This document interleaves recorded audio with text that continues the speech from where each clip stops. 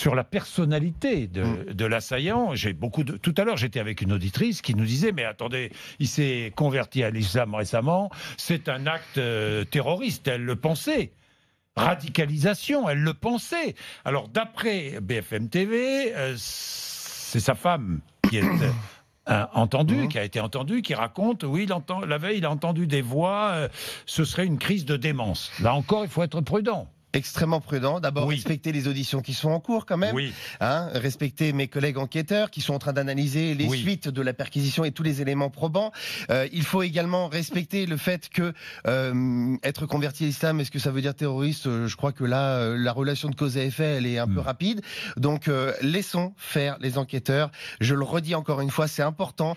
Gardons la tête froide par rapport à cette enquête judiciaire. Mais vous avez eu des témoignages de collègues de cet homme qui travaillait depuis tant d'années à la préfecture de police. C'est bien pour ça. Vous dites que tout le monde se pose des questions sur mais comment c'est possible, mais comment se fait-il. Mais il faut rappeler que c'est un collègue qui travaillait depuis 16 ans au sein de la préfecture de police. Et dans un service prestigieux. Et dans un service à données notamment sensibles, puisque ça pose aussi la question. Le renseignement. Exactement, du renseignement de la préfecture de police.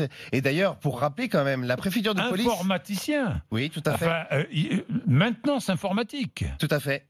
Oui. Et il faut rappeler aussi que la préfecture de police a beaucoup évolué sur ses accès justement sécurisés. Parce qu'il faut bien séparer ceux qui viennent de l'extérieur, qui sont soumis à un contrôle, évidemment à une fouille et une détection. Et puis il y a tous les personnels administratifs, policiers, qui eux ont un badge d'accès, mais qui ne donnent pas accès à tous les étages de la préfecture de police, puisque tout est compartimenté.